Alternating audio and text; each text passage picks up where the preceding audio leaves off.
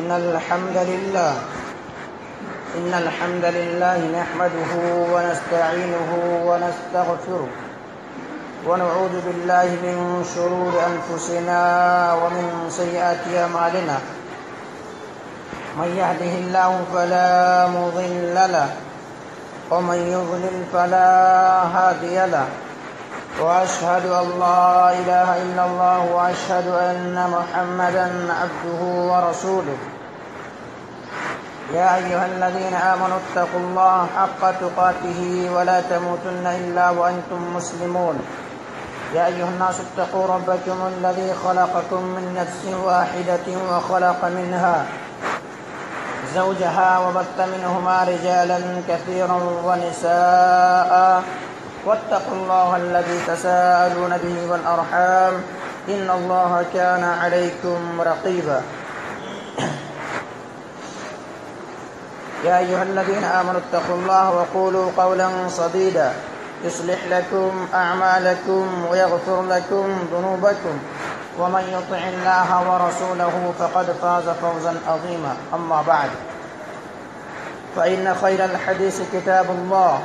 وخير الهدي هدي محمد صلى الله عليه وسلم وشر الأمور محدثاتها وكل محدثة بدعة وكل بدعة ضلالة وكل ضلالة في النار فقد قال الله تبارك وتعالى في كلامه المجيد والفرقان الحميد أعوذ بالله من الشيطان الرجيم بسم الله الرحمن الرحيم سبحانك لا علم لنا إلا ما علمتنا إنك أنت العليم الحكيم قال رب اشرح لي صدري ويسر لي أمري واحلل عقدة من لساني يفقه قولي رب زدني علما رب زدني علما رب زدني علما وقال الله تبارك وتعالى في موضع آخر وإذا سألك عبادي أني فإني قريب أجيب دعوة الداء إذا دعاني فليستجيبوا لي وليؤمنوا بي لعلهم يرشدون وقال النبي صلى الله عليه وسلم الدعاء هو العبادة وقال ربكم ادعوني استجب لكم محترم سامعین کرام، میں اللہ رب العالمین کے فضل اور اس کے احسان سے آپ حضرات کے سامنے خطبہ مسموعہ کے بعد قرآن کریم کی ایک آیت کریمہ سورہ بقرہ سے تلاوت کی ہے۔ اسی طرح سے آپ حضرات کے سامنے ایک حدیث مبارکہ ابو داؤد شریف کی پڑھی گئی ہے۔ اس مناسبت سے آج میں آپ حضرات کے سامنے گفتگو کروں گا کہ اسلام میں دعا کی کتنے اہمیت ہے، ان کی فضیلت کیا ہے، اور دعا کتنے اہم چیز ہے، ان کے تعلق سے گفتگو کروں گا۔ اور اللہ تبارک و تعالیٰ نے جہاں پر اللہ سبحانہ و تعالیٰ جہاں پر رمضان المبارک کا مہینے کا ذکر کیا ہے، وہاں سے فوراً ہٹ کر کے اللہ سبحانہ و تعالیٰ نے دعاؤں کا تذکرہ کیا ہے۔ اس سے یہ پتہ چلتا ہے کہ رمضان المبارک کا مہینہ ایک خاص دعا کا مہینہ ہے۔ رمضان المبارک کا مہینہ جو ہے خاص دعا کا مہینہ ہے، کیونکہ انسان جب بھوکا رہتا ہے، پیاسا رہتا ہے، اور اللہ رب العالمین کے سامنے عاجزی و انکساری کے ساتھ، اللہ رب العالمین کے خوشنودی کے ساتھ، اللہ تبارک و تعالیٰ کو خوش کرنے کی خاطر، جہنم کے آگ سے بچنے کی خاطر، جہنم سے آزادی کی خاطر، قبر کے حساب و کتاب سے بچنے کی خاطر، پل صراط میں صحیح ڈھنگ سے گزرنے کی خاطر، میدان محشر میں صحیح کھڑے ہونے کی خاطر ایک انسان جب دعا کرتا ہے تو اللہ تبارک و تعالیٰ ایسے روزہ داروں کی دعا قبول کرتا ہے، ایسے روزہ داروں کی دعا کو قبول کرتا ہے۔ لیکن وہ دعا قبول ہونے کے لیے کچھ شرائط ہیں۔ اگر وہ شرائط نہ پائی جائیں دعاؤں کے اندر تو آپ یہاں کیا، اگر مکہ کے اندر بھی بیٹھ کر کے ہم اور آپ دعا کرنا شروع کر دیں تو ہمارا آپ کی دعا رد کی جاتی ہے، ہمارا آپ کی دعا قبول نہیں کی جائے گی۔ کیا شرائط ہے؟ شرائط میں آپ حضرات کے سامنے رکھوں گا، کے بعد دیگرے 5-6 شرائط ہیں، وہ رکھ کر کے اپنے بات کو ختم کروں گا۔ دعا کی قبولیت کے لیے سب سے پہلا شرط جو ہے اخلاص، للہیت، اللہ رب العالمین کی خوشنودی، اللہ کی رضامندی حاصل کرنے کے لیے دعا انسان کرے، کیونکہ اعمال کا دار و مدار نیتوں کے اوپر ہے۔ امام بخاری علیہ رحمہ اپنی کتاب کے اندر جو سب سے پہلے حدیث کو درج کیے ہیں، سب سے پہلے حدیث کو جو نقل کیے ہیں بخاری شریف کے اندر، سب سے پہلے وہی حدیث انما الاعمال بالنیات، کہ عمل کا دار و مدار نیتوں پر ہے۔ تو ہم اور آپ جب آسمان کی طرح ہاتھ اٹھائیں، اپنے دست مبارک اللہ رب العالمین کے سامنے پھیلائیں، تو ہمارا اور آپ کا عرض یہ ہو، ہمارا اور آپ کو تمنا یہ ہو، ہم اور آپ اس بات کے مشتاق ہوں کہ اللہ تبارک و تعالیٰ ہی کے خوشنودی کے لیے ہم اور آپ اپنے ہاتھ کو اٹھائیں گے، اللہ رب العالمین کی رضا کی خاطر ہم اپنے ہاتھ کو اٹھائیں گے، کیونکہ اللہ تبارک و تعالیٰ کے یہاں پر انسان کا کوئی چیز نہیں پہنچتا، انسان کے کوئی چیز نہیں پہنچتا، اللہ تبارک و تعالیٰ کے یہاں پر نیت اور خالص چیز ان کو پہنچتا ہے۔ اللہ تبارک و تعالیٰ نے ارشاد فرمایا سورہ حج کے اندر، لن ينال الله لحومها ولا دماؤها ولكن يناله التقوى منكم، کہ اللہ تبارک و تعالیٰ کے یہاں پر نہ تو تمہارا گوشت پہنچتا ہے ورنہ خون پہنچتا ہے، بلکہ اللہ کا تقوی پہنچتا ہے۔ محل استدلال یہ ہے کہ اللہ تبارک و تعالیٰ یہاں پر بھی کہنا چاہ رہا ہے کہ انسان کوئی بھی چیز کرے تو اللہ تبارک و تعالیٰ کے یہاں پر وہ چیز نہیں پہنچتا ہے، بلکہ اللہ تبارک و تعالیٰ اگر پائے تکمیل تک پہنچانے والی کوئی چیز ہے، اگر قبولیت تک پہنچانے والا اگر کوئی چیز ہے، اگر مقبول دعا کرا رہا ہے، تو سب سے پہلے ہم اور آپ دعاؤں کے اندر اخلاص پیدا کریں، ہم اور آپ دعاؤں کے اندر اخلاص پیدا کریں۔ دوسری چیز، ہم اور آپ جب دعا کریں تو ہمارے آپ کے ذہن و دماغ کے اندر یہ خیال رہے کہ ہم اور آپ حرام رزق کھا کر کے دعا نہ کریں۔ دوسری چیز، حرام رزق کھا کر کے دعا نہ کریں۔ اگر حرام رزق کھا کر کے انسان دعا کرتا ہے تو اللہ تبارک و تعالیٰ ان کی دعا کو رد کر دیتا ہے، یہاں تک کہ اللہ تبارک و تعالیٰ نے سورہ مومنون کے اندر ارشاد فرمایا، یا ایھا الذین آمنوا اتقوا اللہ، یعنی انبیاء کرام کو حکم دیا، نبیوں کو حکم دیا کہ اے نبیو، اے انبیاء کرام، حلال رزق کھاؤ اور نیک عمل کرو۔ اس سے یہ پتہ چلا کہ ایک انسان اگر حرام رزق کھاتا ہے، حرام کا لقمہ اس کے پیٹ یا تو اس کے حلق کے نیچے جاتا ہے، تو ایسے انسان کی دعا رد کر دی جاتی ہے، ایسے انسان کی دعا قبول ہی نہیں ہوتی، ایسے انسان کی دعا قبول ہی نہیں ہوتی۔ اس لیے ہمیں اور آپ کو حلال رزق کھا کر کے دعا کرنا ہے۔ انبیاء کرام کو جب حکم دیا جا رہا ہے کہ حلال رزق کھاؤ اور حلال رزق کھا کر کے نیک عمل کرو، تو ہم اور آپ بفرض محال ہمیں اور آپ کو اور حلال کھانا چاہیے۔ نعوذ باللہ، انبیاء کرام حرام رزق تو لقمہ ہاتھ میں بھی نہیں چھوتے، لیکن پھر بھی انبیاء کرام کو کہہ کر کے یہ مقصد یہ ہے تاکہ امت محمدیہ کو آگاہ کر دے، امت محمدیہ کو تنبیہ کر دے، امت محمدیہ کو بتا دے کہ کوئی انسان اگر حرام کھا کر کے دعا کرتا ہے تو اللہ تبارک و تعالیٰ ان کی دعا کو رد کر دیتا ہے، اللہ تبارک و تعالیٰ ان کی دعا کو قبول نہیں کرتا۔ حدیث ہے، اللہ کے رسول جناب محمد کریم صلی اللہ علیہ وسلم نے فرمایا کہ مسافر کی دعا قبول ہوتی ہے۔ ایک مسافر ہے، مسافر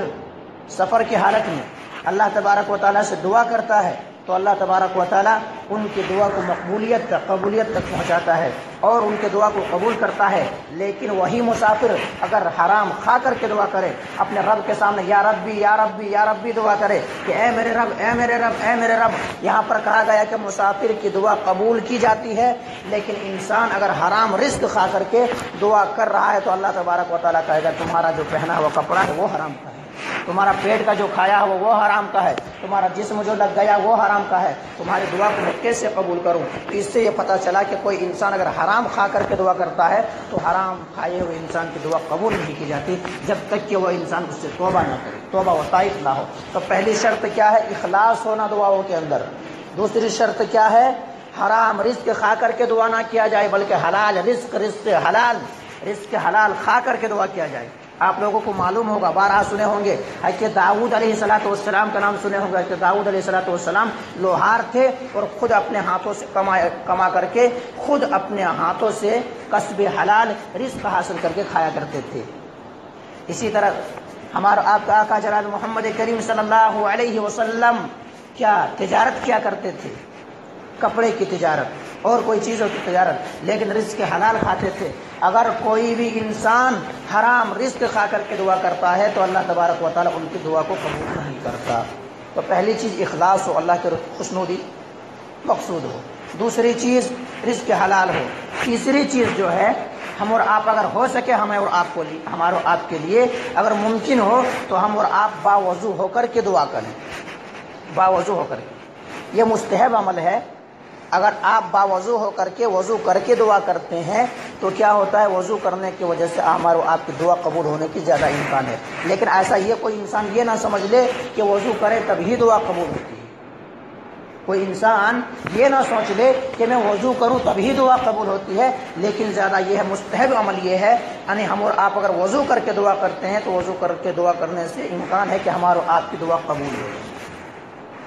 پہلی چیز بتلایا گیا اخلاص، دوسری چیز بتلایا گیا رزق حلال، تیسری چیز بتلایا جا رہا ہے کہ ہم اور آپ جب دعا کے لیے ہاتھ اٹھائیں، دستے مبارک کو اٹھائیں، تو ہم اور آپ قبلہ رخ ہو کر کے دعا کریں، وضو کر کے دعا کریں، اس کے بعد قبلہ رخ ہو کر کے دعا کریں، کیونکہ آپ صلی اللہ علیہ وسلم جنگ بدر کے موقع پر موجود تھے، اور جنگ بدر میں مسلم شریف کی حدیث ہے کہ مسلمانوں کی تعداد 319 کی تھی اور کافر ان گنت تھے، ہزاروں کی تعداد میں تھے۔ آپ صلی اللہ علیہ وسلم اپنے دستے مبارک کو آسمان کی طرف اٹھاتے ہیں اور اٹھانے کے بعد دعا کرتے ہیں، لیکن قبلہ رخ ہوتے ہیں، قبلہ رخ ہوتے ہیں اور قبلہ رخ ہو کر کے دعا کرتے ہیں۔ مولا کریم اگر آج یہ 319 یا 317 یا 313 کی تعداد مٹ گئی تو پھر دنیا کے اندر تمہارا نام لینے والا کوئی نہیں ہوگا۔ مولا کریم میں نے یہ کتنے قد و کاوشوں کے بعد، کتنے محنتوں کے بعد، مولا کریم میں نے تقریباً 13 سال یا 15 سال کی محنتوں کے بعد، قد و کاوشوں کے بعد یہ 313 کی تعداد یا 319 کی تعداد یا 317 کی تعداد تیار کیا ہے۔ مولا کریم اگر آج یہ مٹ گئے پھر دنیا کے اندر کوئی تمہارا نام لینے والا نہیں ہوگا۔ تو آپ صلی اللہ علیہ وسلم بھی وہاں جو دعا کیے تھے قبل رخ ہو کر کے دعا کیے۔ پہلی شرط اخلاص، دوسری شرط رزق حلال، تیسری شرط جو ہے باوضو ہونا، چوتھی شرط جو ہے قبلہ رخ ہونا، قبلہ رخ ہو کر کے دعا کرنا۔ اسی طرح سے ہم اور آپ جب دعا کر رہے ہو تو دعاؤں کے اندر ہم اور آپ عجلت نہ برتے، عجلت یعنی جلدی بازی نہ کرے کہ میں نے تو دعا کرتے کرتے تھک گیا لیکن اللہ تبارک و تعالی ہمارا سن ہی نہیں رہا ہے، ہمارا سن ہی نہیں رہا، کیونکہ اللہ تبارک و تعالی یؤتی الحکمت من یشاء ومن یؤت الحکمت فقد اوتی خیرا کثیرا۔ اللہ تبارک و تعالی تمام حاکموں سے بڑھ کر کے حاکم ہے۔ اللہ تبارک و تعالی جانتا ہے کہ ہمارے لیے کیا بہتر ہے اور ہمارے لیے کیا بہتر نہیں ہے۔ تو ہم اور آپ دعاؤں کے اندر عجلت نہ کریں۔ عجلت کرنے کے مطلب کیا ہے؟ ایک انسان دعا کرتا ہے، دعا کرتا ہے، دعا کرتا ہے، عاجز آ کر کے، تنگ آ کر کے چھوڑ دیتا ہے دعا کو کہ اللہ تبارک و تعالیٰ تو ہمارا سن ہی نہیں رہا ہے، اللہ تبارک و تعالیٰ ہمارا تو سن ہی نہیں رہا ہے۔ اگر ایسے عجلت برتے گا کوئی انسان دعاؤں کے اندر تو گھاٹا ہوگا ان کو، اور ایسے دعا قبول اللہ تبارک و تعالیٰ نہیں کرتا۔ اسی طرح سے چھٹی شرط جو ہے، چھٹی شرط یہ ہے کہ ہم اور آپ جب دعا کریں تو دعا کرتے وقت ہم اور آپ سب سے پہلے اللہ رب العالمین کی تعریف کریں، اللہ رب العالمین کی تعریف کریں، اس کے بعد نبی اکرم جناب محمد کریم صلی اللہ علیہ وسلم کے اوپر درود بھیجیں۔ پہلے اللہ کی تعریف، اس کے بعد نبی کریم صلی اللہ علیہ وسلم کے اوپر درود بھیجیں، اس کے بعد ہم اور آپ اگر دعا کریں تو ہمارے آپ کی دعا قبول ہوگی، ہمارے آپ کی دعا قبول ہوگی۔ پہلے اللہ رب العالمین تعریف بولے تو ہم اور آپ سورہ فاتحہ پڑھیں، الحمدللہ رب العالمین، تمام تعریفیں اللہ رب العالمین کے لیے، اس سے بڑھ کر کے کوئی تعریف اللہ رب العالمین کی ہے ہی نہیں۔ الحمدللہ رب العالمین الرحمن الرحیم مالک یوم الدین ایاک نعبد و ایاک نستعین اہدنا الصراط المستقیم۔ اس کے بعد ہم اور آپ اللہم صلی علی محمد وعلی آل محمد کما صلیت علی ابراہیم وعلی آل ابراہیم انک حمید مجید، اللہم بارک علی محمد وعلی آل محمد کما بارکت علی ابراہیم وعلی آل ابراہیم انک حمید مجید۔ تو پہلے اللہ رب العالمین کی تعریف، اس کے بعد نبی کریم صلی اللہ علیہ وسلم کے اوپر درود، کیونکہ اس طرح سے ایک حدیث ہے کہ ایک صحابی رسول آئے اور اللہ کے رسول جناب محمد کریم صلی اللہ علیہ وسلم تشریف فرما تھے، آپ صلی اللہ علیہ وسلم بیٹھے ہوئے تھے اور اچانک وہ صحابی رسول آتے ہیں اور نماز پڑھنے کے بعد فوراً وہ دعا کے لیے ہاتھ اٹھا دیتے ہیں، فوراً دعا کے لیے ہاتھ اٹھا دیتے ہیں اور کہتے ہیں مولا کریم میرے اوپر رحم فرما، مولا کریم مجھے رزق عطا کر، مولا کریم میرے گناہوں کو معاف کر دے۔ نبی کریم صلی اللہ علیہ وسلم فرمایا، اے صحابی رسول تم نے اپنے دعاؤں کے اندر عجلت کی ہے، تم نے اپنی دعاؤں کے اندر جلدی بازی کی ہے۔ وہ کہتے ہیں صحابی رسول اللہ کے رسول عجلت کے مطلب کیا؟ وہ کہتے ہیں سب سے پہلے اگر دعا کرنا ہو تو اللہ کی تعریف کرو، اللہ کی تعریف کرو، پھر اس کے بعد نبی کریم صلی اللہ علیہ وسلم میرے اوپر درود بھیجو، تب دعا قبول ہوتی ہے۔ لیکن ان کے برعکس ایک دوسرا شخص اللہ کے رسول دعا کر نماز پڑھتا ہے اور نماز پڑھنے کے بعد نبی کریم صلی اللہ علیہ وسلم کو دعا کے لیے ہاتھ اٹھاتا ہے، ہاتھ اٹھانے کے بعد نبی کریم صلی اللہ علیہ وسلم درود بھیجتا ہے، اللہ کی تعریف کرتا ہے، تو اللہ کے رسول جناب محمد کریم صلی اللہ علیہ وسلم فرمایا کہ اے صحابی رسول تو دعا کر، تیری دعا قبول کی جائے گی۔ تو یہ شرط ہے کہ ہم اور آپ جب دعاؤں کے لیے ہاتھ اٹھائیں تو سب سے پہلے اللہ کی تعریف ہو، اس کے بعد نبی کریم صلی اللہ علیہ وسلم کے اوپر درود بھیجا جائے۔ یہ دنیا کا مثال بھی ہے۔ آج اگر کوئی انسان کو بڑے شخصیت کے پاس پہنچنا ہو تو ان کو اتنا ہی سپورٹ میں جا کر کے ان تک پہنچتے ہیں، اور پہنچنے کے بعد وہ تعریف کا لائق ہے یا نہیں، وہ تعریف کے لائق اگر نہیں ہے پھر بھی تعریف کرنا شروع کر دیتے ہیں انسان، ارے آپ تو بڑے اچھے آدمی ہیں، آپ نے تو میرا سارا کام کرا دیا، آپ بہت اچھے آدمی۔ تو ہم اور آپ جب ایک بادشاہ کے پاس ایک دنیا عارضی چیزوں کو پورا کرنے کے لیے جب جاتے ہیں، دنیا کی غرض اور دنیا کی غرض غایت اور دنیا کے مقصد کو ہم اور آپ حاصل کرنے کے لیے جاتے ہیں، تو ان کی تعریف کا بوچھاڑ لگا دیتے ہیں اور تعریف پر تعریف کرتے جاتے ہیں۔ تو اللہ رب العالمین کے سامنے بنا ہم اور آپ دست مبارک کو پھیلائے ہیں، تمام بادشاہوں کا بادشاہ ہے، یؤتی الحکمۃ من یشاء، اللہ تبارک و تعالیٰ جسے چاہتا بادشاہت دیتا ہے، جسے چاہتا ذلیل کرتا ہے، جسے چاہتا عزت دیتا ہے، جسے چاہتا بیٹا دیتا ہے، جسے چاہتا بیٹیاں دیتا ہے، جسے چاہتا بانجھ رکھ دیتا ہے، جسے چاہتا خالی بیٹیاں ہی بیٹیاں دیتا ہے، جسے چاہتا خالی بیٹا ہی بیٹا دیتا ہے۔ ایسے بادشاہ کے سامنے ہم اور آپ اگر ہاتھ کو اٹھائے ہیں اور ہم اور آپ اللہ کی تعریف نہ کریں تو ہمارے آپ کی دعا قبول کیسے ہو؟ ہمارے آپ کی دعا قبول کیسی ہو؟ تو پہلی یہ شرط یہ بھی ہے کہ ہم اور آپ جب دعا کر رہے ہوں تو دعا کرتے سمے ہمارے آپ کی یہ خیال دل کے اندر خیال رکھنا چاہیے کہ پہلے ہم اور آپ اللہ رب العالمین کی تعریف کریں گے، اس کے بعد نبی کریم صلی اللہ علیہ وسلم کے اوپر درود بھیجیں گے، اس کے بعد نبی کریم صلی اللہ علیہ وسلم کے اوپر درود بھیجیں گے۔ اسی طرح سے ہم اور آپ جب دعا کر رہے ہوں تو خاص ہمارے آپ کا خیال رہے کہ دعا جو ہے اللہ تبارک و تعالیٰ دعا کو سنتا ہے کسی بھی صورت میں، اور ہم اور آپ اگر مانگ رہے ہوں تو یہ نہ کہیں کہ اگر اللہ تو چاہے تو یہ کر دے، اللہ بہت انسان کرتا، اللہ اگر تو چاہے تو ایسا کرتے، حدیث کے اندر آتا ہے، تو ایسا ہم اور آپ کبھی بھی نہ کہیں، بلکہ ہمیں اور آپ کو پورا پختہ یقین کے ساتھ، اعتماد کے ساتھ، بھروسے کے ساتھ ہم اور آپ مانگیں کہ نہیں مولا کریم چاہیے وہ چیز ہے، ہمیں وہ چیز چاہیے، کیونکہ ہم اور آپ مثال لے لیجئے، ایک چھوٹا بچہ ہے،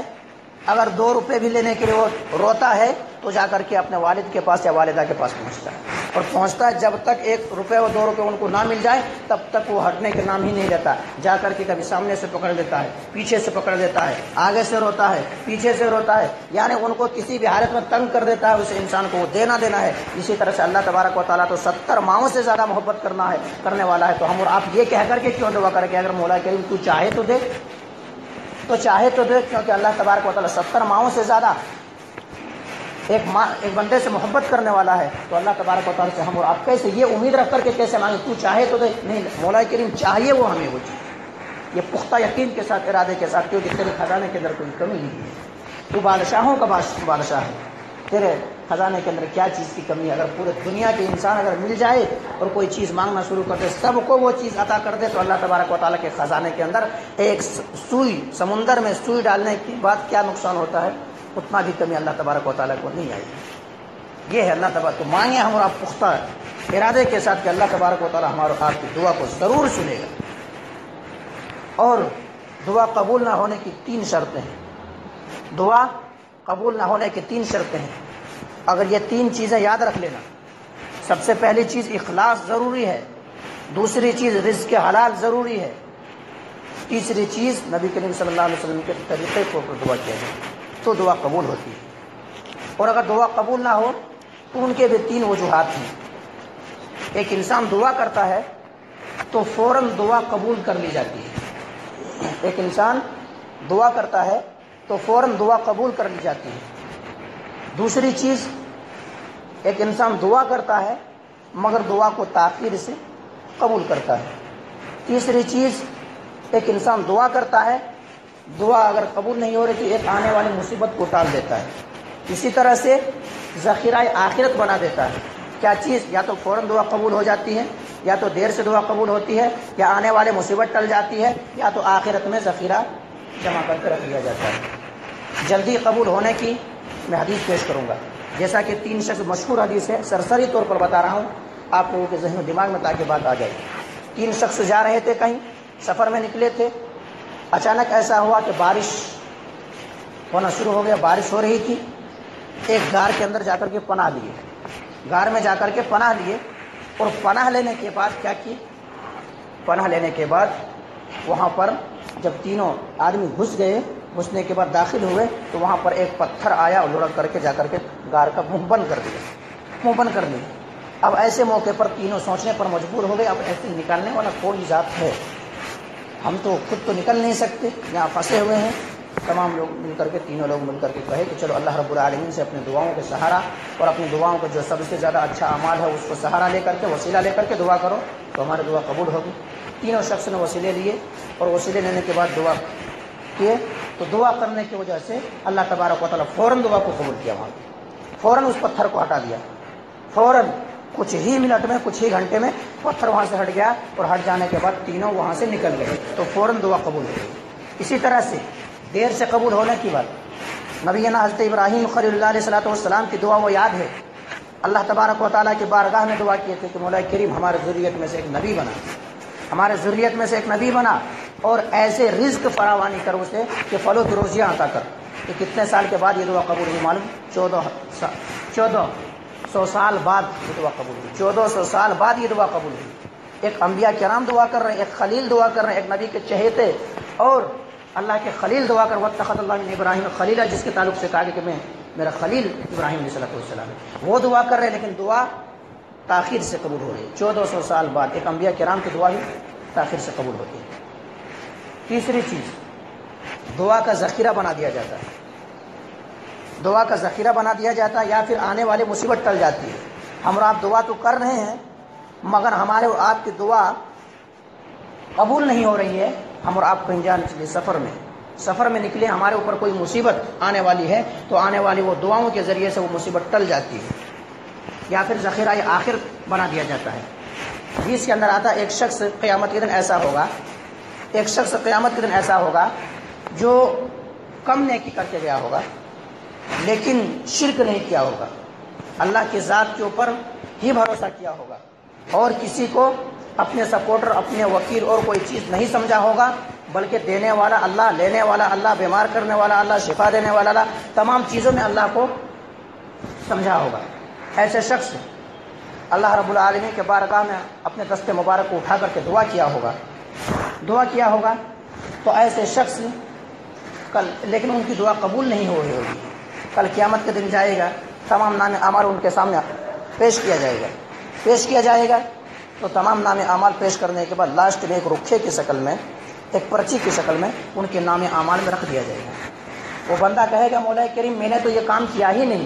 مولا کریم میں نے تو یہ نیکی کیا ہی نہیں، مولا کریم کہاں سے نیکیوں کو پڑھ رہا جو بھاری ہو رہا ہے، یہ پڑھ رہا کہاں سے آیا؟ اللہ تبارک و تعالیٰ کے بندے خدا سے پتا ہے کہ تم نے میرے سامنے دست مبارک کو پھیلایا تھا، اللہ رب العالمین بارگاہ میں مانگا تھا اور مجھ سے دعا کیا تھا، لیکن میں نے تمہارے دنیا کے اندر دعا کو قبول نہیں کیا تھا، اس دعا کو میں ذخیرہ بنا کر کے رکھ لیا تھا، آج یہ دعا تمہاری کام آ رہی ہے۔ تو 3 شرطیں ہیں دعا تو کسی بھی حالت میں، کیونکہ اللہ تبارک و تعالیٰ نے کہہ دیا، نبی کریم صلی اللہ علیہ وسلم کا فرمان ہے کہ اگر ایک بندہ اللہ رب العالمین کے سامنے دست مبارک کو اٹھاتا ہے اور دعا کرتا ہے تو اللہ تبارک و تعالیٰ کو خالی ہاتھ لوٹاتے ہوئے شرم آتی ہے۔ اللہ بادشاہوں کا بادشاہ ہے، شہنشاہوں کا شہنشاہ ہے، پورے دنیا کو کھلانے والا ہے، پورے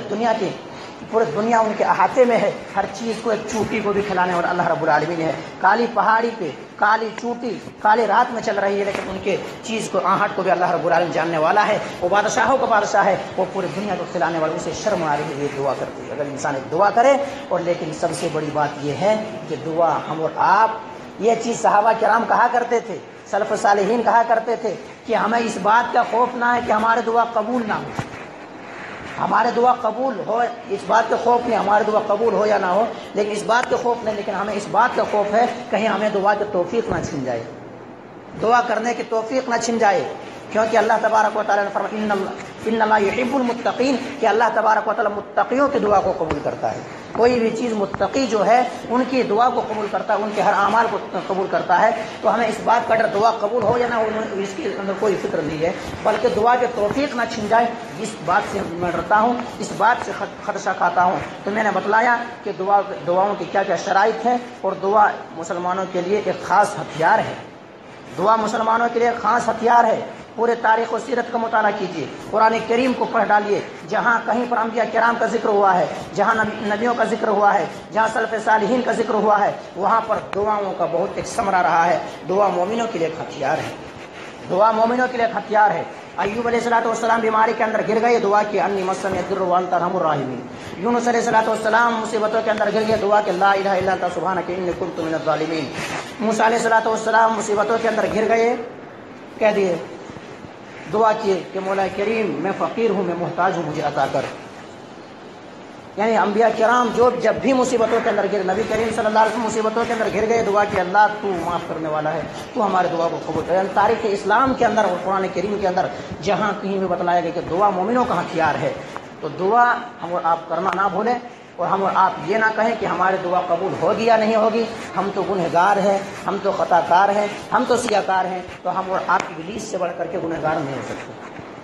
ہم اور آپ یہ خیال نہ کریں، یہ جو ہی خیال کریں گے تو ہمارے اور آپ کے بیچ شیطان حائل ہوگا اور مزاروں تک لے جانے پر مجبور کر دے گا۔ ہمارے اور آپ کے بیچ شیطان حائل ہوگا اور قبروں میں سجدہ کرنے پر مجبور کر دے گا، کیوں؟ ارے تم تو گنہگار ہے، تمہارے دعا کہاں قبول ہوگی؟ یہ ڈالے گا ذہن و دماغ کے اندر۔ اس کے بعد ہمیں اور آپ کو سپورٹر کی ضرورت پڑے گا، ہمیں اور آپ کو سیڑھی کی ضرورت پڑے گا، اور مثالیں قائم کرنا پڑے گا کہ ایک بادشاہ کے پاس پہنچنا ہو تو اس میں سیڑھی کی ضرورت ہوتی ہے، لیکن اللہ تبارک و تعالیٰ کہہ دے وَإِذَا سَأَلَكَ عِبَادِي عَنِّي فَإِنِّي قَرِيبٌ أُجِيبُ دَعْوَةَ الدَّاعِ إِذَا دَعَانِ فَلْيَسْتَجِيبُوا لِي وَلْيُؤْمِنُوا بِي لَعَلَّهُمْ يَرْشُدُونَ۔ اے نبی صلی اللہ علیہ وسلم، آپ سے جب میرے بندہ سوال کرے کہ میرا رب کہاں ہے، تو آپ کہہ دیں انی قریب، میں شہرک سے بھی زیادہ قریب ہوں۔ تو یہاں پر سپورٹر کی کوئی ضرورت نہیں پڑی۔ جب ہم اور آپ تھوڑا بھی اپنے دعاؤں کے اندر عجلت کریں گے اور اپنے دل کے اندر خیال کر لیں گے کہ ہم گنہگار ہیں، ہم خطا کار ہیں، ہم سیاہ کار ہیں، ہم گناہوں کے اندر لطفت ہیں، ہمارے دعاؤں کو اللہ کہاں قبول کرتا؟ جب ہم اور آپ یہ اپنے دل کے اندر لے آئیں گے، ایک شیطان حائل ہوگا اور قبر پر جا کر کے سجدہ کرانے پر مجبور کر دے گا، لوگوں کے سامنے مانگنے پر مجبور کر دے گا، اور پاٹ پڑھائے گا اور منطق سمجھائے گا کہ دیکھو ہم کیسے، ہم تو گنہگار ہیں، کیسے پہنچ سکتے ہیں۔ تو ہم اور آپ یہ کبھی دعا کرتے وقت کبھی یہ خیال نہ کریں یہ 3 شرط میں سے ایک نہ ایک شرط پائی جائے گی ہمارے آپ کی دعاؤں کے اندر، یا تو دعا قبول فوراً ہوگی، یا تو تاخیر سے قبول ہوگی، یا مصیبتیں ٹل جائے گی، یا آخرت کا ذخیرہ بن جائے گا۔ لیکن اللہ تبارک و تعالیٰ کو جو کہہ دیا کہ شرم آتی ہے، ایک انسان اگر دعا کرے تو اللہ تبارک و تعالیٰ شرم آتی ہے اللہ تبارک و تعالیٰ تو ہمیں اور آپ کو عطا کرے گا۔ لیکن ہم اور آپ دعاؤں کے اندر اجلت نہ کریں، اور ہم اور آپ یہ نہ سوچیں کہ ہم گنہگاروں کو کہاں دعا قبول کرتا ہے۔ وہاں ابلیس سے بڑھ کر کے میں نے بتلایا کہ ابلیس سے بڑھ کر کے کوئی گنہگار نہیں، لیکن اللہ تبارک و تعالیٰ سے دعا کیے کہ انی، کہ مجھے قیامت تک کے لیے مہلت دے دو، مولا کریم مجھے قیامت تک کے لیے مہلت دے دو، تو اللہ تبارک و تعالیٰ قیامت تک کے لیے اسے مہلت دے دیا، بہکانے کے لیے، بندے کو بہکانے کے لیے۔ تو ابلیس سے بڑھ کر کے بھی کوئی گنہگار ہے۔ تو بتلانا مقصود یہ تھا کہ ہم اور آپ اگر گنہگار ہیں، خطا کار ہیں، سیاہ کار ہیں، مصیبتوں کے اندر گھرے ہوئے ہیں، پریشانیوں کے اندر گھرے ہوئے ہیں، ہمارے آپ کو کوئی سننے والا نہیں ہے، لیکن ایک دروازہ کھلا ہوا ہے، ایک دروازہ کھلا ہوا ہے، تمام دروازے بند ہو جائیں، تمام دوست کو ٹھکرا دے، احباب ٹھکرا دے،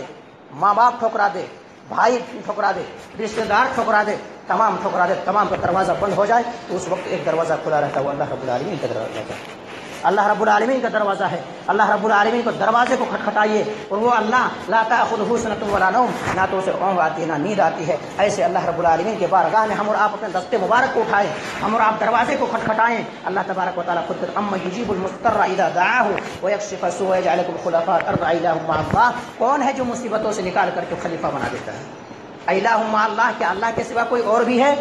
کیا اللہ رب العالمین کے سوا کوئی اور بھی ہے؟ تو جب تمام دروازہ بند ہو جائے، یاد رکھیے تمام دروازے دروازے بند ہو جائے، تو ایسے موقع پر بھی ایک دروازہ کھلا رہتا ہے، وہ اللہ رب العالمین کی ذات کا دروازہ ہے، اللہ رب العالمین کی صفات کا دروازہ ہے۔ ہم اور آپ مانگیں، اگر رزق مانگنا، اللہ مولا کریم تو رازق ہے، مولا کریم مجھے رزق عطا کر دے، مولا کریم تو سننے والا سمیع ہے، مولا کریم میرے دعاؤں کو سن لے، مولا کریم تو تواب ہے، مولا کریم میرے گناہوں کو توبہ کر لے، مولا کریم تو ستار ہے، میرے عیبوں کو چھپا لے۔ ہم اور آپ ان کے نام کا وسیلہ لیں،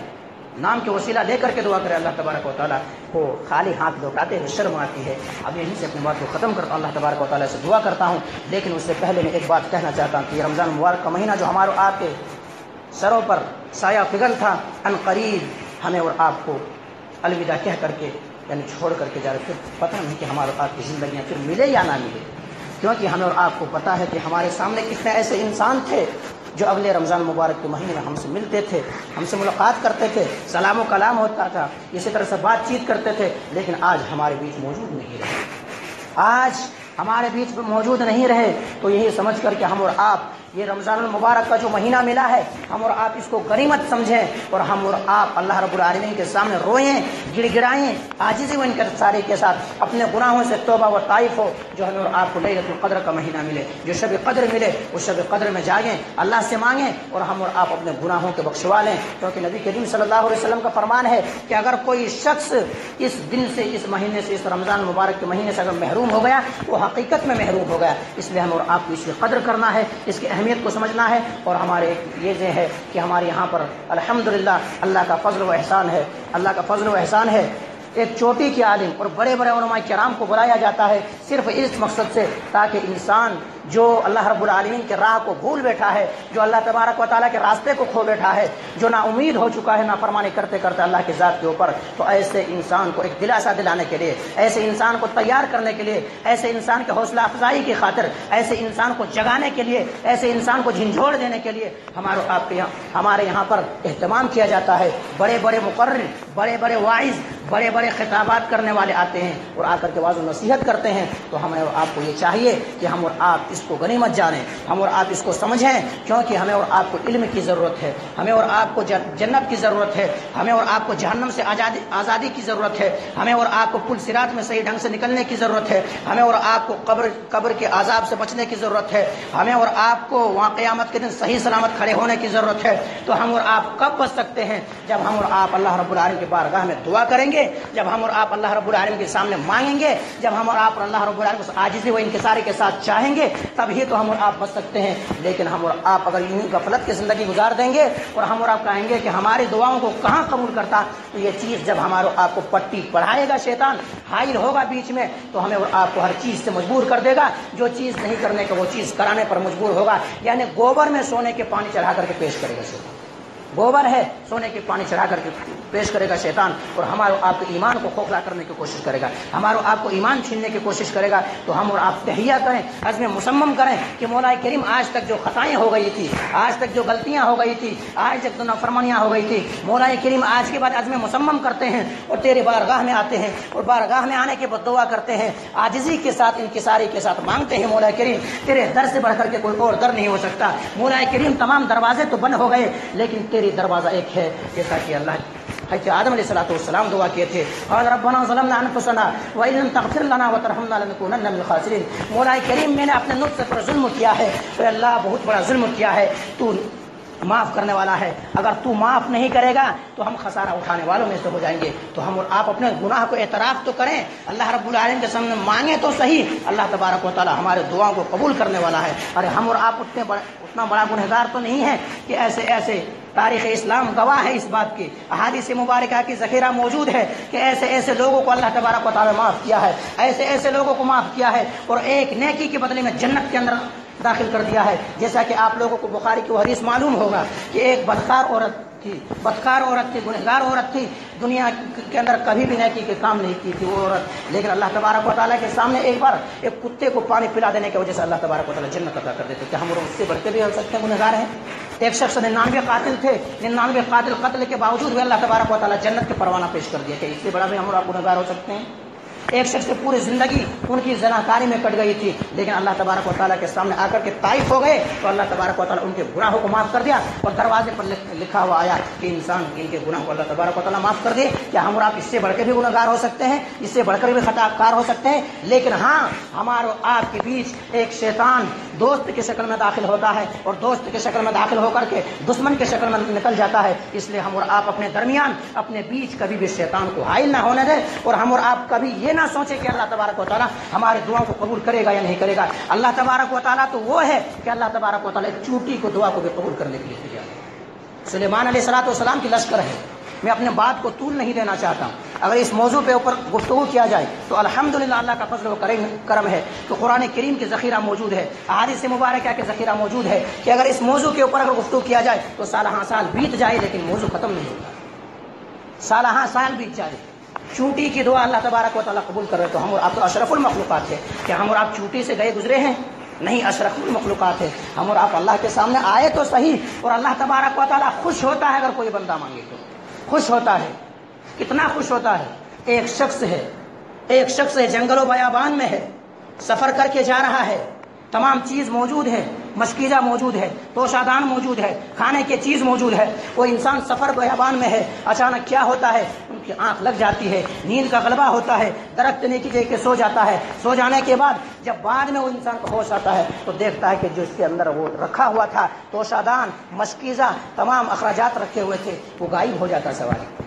وہ سواری غائب ہو جاتا ہے. اچانک کیا دیکھتا ہے کہ سامنے دیکھ کر کے وہ پریشان ہو جاتا ہے، غمگین ہو جاتا ہے، نڈھال ہو جاتا ہے. ارے ہم میں بھوک سے بھی تڑپ رہا ہوں، پیاس سے بھی تڑپ رہا ہوں، توشے دان بھی ختم ہو گئے ہیں، اخراجات بھی خرچ نہیں ہے، اب سواری کے لیے کوئی چیز موجود نہیں. اب میں کیسے گھر کی طرح سفر کروں تو کیسے کروں؟ اب میں جنگل و بیابان میں کس کو مدد کے لیے پکاروں؟ وہ چاروں طرف ڈھونڈتا ہے، چاروں طرف تلاش و بشیار کے بعد کوئی چیز نہیں ملتا. لیکن اچانک کیا ہوتا ہے کہ وہ سامنے وہ چیز، ان کا سواری موجود ہوتا ہے. وہ خوشی میں آ کر کے کہہ دیتا ہے کہ مولا کریم میں تیرا رب ہوں، تو میرا بندہ ہے. یہ خوشی میں آ کر جو کہہ دیتا ہے تو اللہ تبارک و تعالیٰ ان کو گرفت نہیں کرتا، اللہ تبارک و تعالیٰ نہیں پکڑتا، بلکہ خوش ہوتا ہے کہ دیکھو میرے بندے کو کتنا خوشی ہوئی ہے، میرے بندہ کتنا خوش ہوا ہے اس چیز کو مل جانے پر. تو اللہ تبارک و تعالیٰ بھی اگر کوئی ایک گنہگار بندہ اگر 60 سال سے بھی گناہ کر کے بیٹھا ہے، 70 سال سے بھی گناہ کر کے بیٹھا ہے، 80 سال سے بھی گناہ کر کے بیٹھا ہے، 100 سال سے بھی گناہ کر کے بیٹھا ہے، 110 سال سے بھی گناہ کر کے بیٹھا ہے، یعنی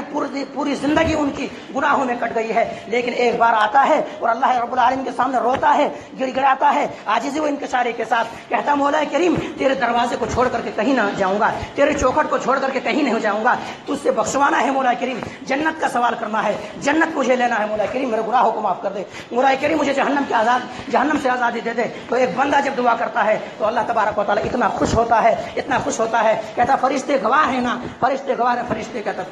ہے نا، پوری زندگی بھر ان کی گناہوں میں کٹ گئی ہے، مصیبتوں میں کٹ گئی ہے، غموں میں کٹ گئی ہے، لیکن یہ انسان ابھی بھی نا امید نہیں ہوا ہے، بلکہ ان کی ذات کے اوپر ابھی بھی میرے ذات کے اوپر بھروسہ ہے. ان کو امید ہے کہ ایک اللہ ہے جو تمام گناہوں کو بخشنے والا ہے، تمام گناہوں کو معاف کرنے والا ہے، تمام گناہوں کو درگزر کرنے والا ہے، جنت عطا کرنے والا ہے. تو ایسے انسان اگر ایسے دعا کر رہا تو فرشتے گواہ رہنا میں ان کے گناہ کو معاف کر دیا، فرشتے گواہ رہنا میں ان کے گناہ کو معاف کر دیا. تو مولا کریم تو وہ ہے کہ انسان کی تمام خطائیں معاف کرنے والا ہے. بس ہم اور آپ پھر سے وہی بات کہوں گا کہ ہم اور آپ اپنے درمیان شیطان کو حائل نہ ہونے دیں، کیونکہ شیطان دوست کی شکل میں آتا ہے اور دشمن کی شکل میں نکل جاتا ہے.